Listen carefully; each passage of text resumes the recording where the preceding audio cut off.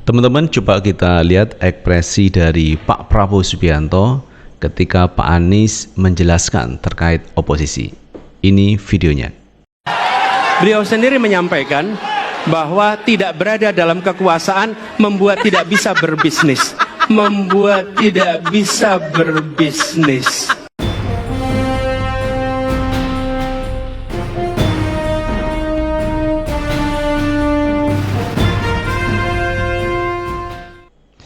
Assalamualaikum warahmatullahi wabarakatuh. Teman-teman, jumpa kembali dengan Enjoy Channel, channel yang membahas berita teraktual, terhangat, dan sedang menjadi perbincangan publik. Sahabat Enjoy Channel, kalau kita lihat debat tadi malam ini luar biasa teman ya. Calon presiden sudah menyampaikan ide dan gagasannya, dan juga debat di sana ada tanya jawab antara calon presiden satu ke calon presiden yang lainnya, dan ini cukup menarik teman ya, dan saya sendiri puas melihat debat kandidat calon presiden yang perdana ini. Nah, ada kesan yang cukup menarik teman terkait jawaban pertanyaan yang disampaikan Pak Anies Baswedan kepada Pak Prabowo, dan juga Pak Prabowo kepada Pak Anies Baswedan. Saya melihatnya ini memang perlu dipertajam, karena pertanyaan yang disampaikan Pak Anies ini tidak dijawab tuntas oleh Pak Prabowo Subianto. Dan juga dengan Ganjar Pranowo yang menanyakan terkait kasus penculikan aktivis 98, itu juga tidak dijawab tuntas oleh Pak Prabowo Subianto. Makanya saya berharap teman-teman ya, agar debat kedua nanti mempertajam debat yang pertama, karena memang belum tuntas, belum dijawab oleh Pak Prabowo Subianto. Demikian juga yang disampaikan Pak Anies Baswedan tadi malam teman. Pak Anies membahas terkait oposisi. Bagaimana ketika orang berbicara itu kan sebenarnya dilindungi oleh undang-undang. Tetapi ada undang-undang lain yang bernama Undang-Undang ITE yang banyak orang menyebut itu pasal karet. Nah, ini kan mengganggu kebebasan berpendapat juga, teman. Jadi salah-salah kata ini bisa dipidana karena ada Undang-Undang ITE, dan ini yang dikritisi Pak Anies Baswedan. Tetapi jawaban Pak Prabowo ini berbeda. Nah, teman-teman, untuk lebih jelasnya coba kita tonton video yang satu ini. 1 menit dimulai dari sekarang. Mas Anies.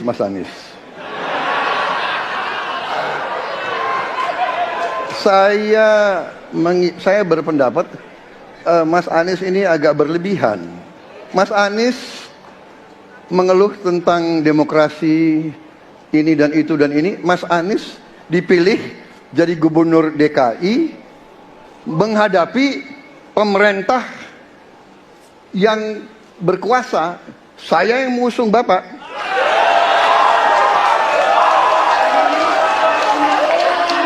Kalau demokrasi kita tidak berjalan, tidak mungkin Anda jadi gubernur.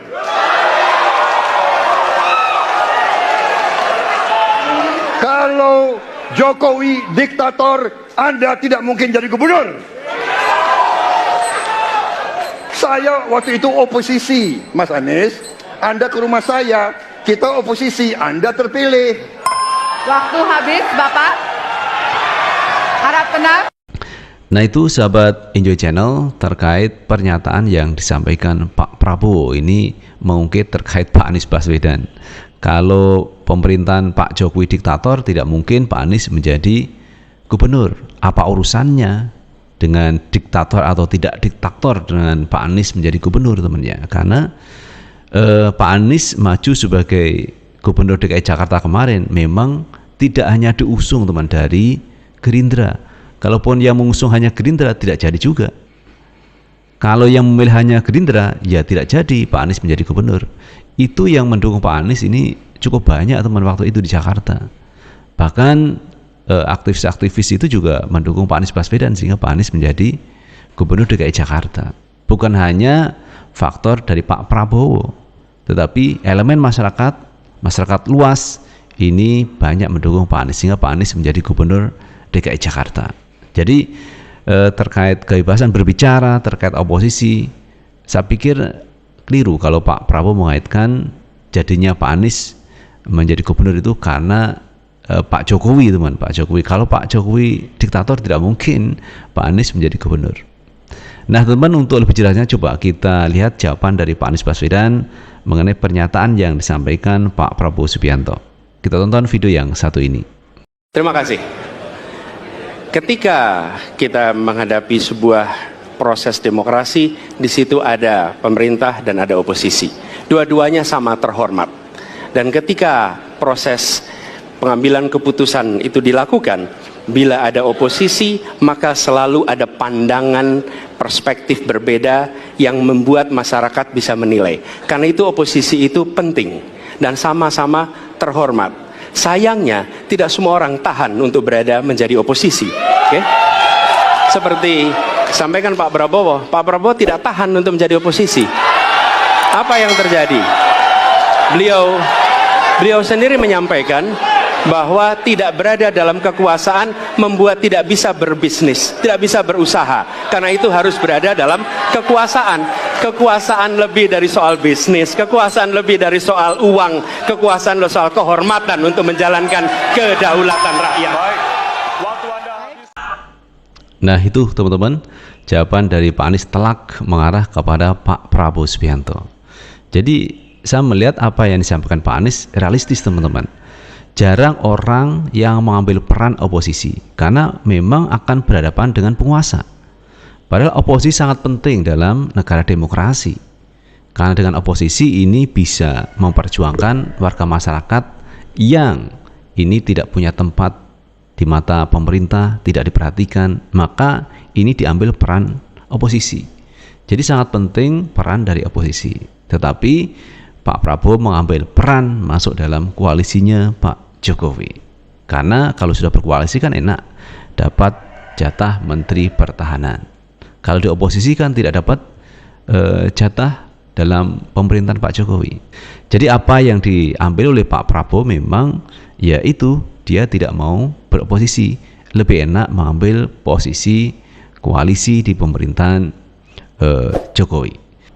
Nah, ada hal yang unik teman dari debat calon presiden tadi malam antara Pak Anies sama Pak Prabowo Subianto. Ketika Pak Prabowo menyampaikan pendapatnya karena ada pertanyaan dari Pak Anies, ini Gibran berdiri dan memberikan semangat. Jadi tangannya itu diayun-ayunkan ke atas supaya audien ini semangat mendukung Pak Prabowo Subianto. Ini saya pikir terlalu ekspresif yang disampaikan oleh atau yang dilakukan oleh Gibran Raka Buming Raka. Karena pertanyaan Pak Anies ini juga mengenai Gibran terkait MK-MK. Jadi bagaimana perasaan Pak Prabowo Subianto mengenai keputusan MK yang akhirnya meluluskan Gibran Raka Buming Raka akhirnya menjadi pendamping dari Pak Prabowo. Nah ini ekspresi dari Gibran luar biasa. Nah itu sahabat Enjoy Channel yang kita bahas kali ini mengenai debat perdana, cukup menarik teman-teman ya. Dan saya melihatnya ini Pak Prabowo menjadi sasaran tembak dari Ganjar Pranowo yang tadi malam menanyakan terkait hak asasi manusia, penculikan aktivis 98 yang ini terus berulang teman, terus berulang pertanyaan ini dari Pilpres ke Pilpres. Ya karena memang masa ini belum tuntas teman, belum terselesaikan, belum ada jawaban yang pasti. Karena pada waktu itu kita lihat Pak Prabowo ini kena sanksi teman. Akhirnya Pak Prabowo sampai ke luar negeri bertahun-tahun. Dan ini memang belum tuntas sehingga banyak pihak yang juga mempertanyakan. Karena ada korban yang sampai hari ini belum ketemu juga, aktivis 98 yang diculik. Dan ini tentu saja akan menjadi PR bagi Pak Prabowo untuk melangkah berikutnya. Itu sahabat Enjoy Channel yang bisa kita bahas. Terima kasih sudah menonton. Jangan lupa tetap like, subscribe, share, dan komen di channel ini agar kita bisa membangun channel ini menjadi lebih baik lagi. Sukses selalu. Assalamualaikum warahmatullahi wabarakatuh.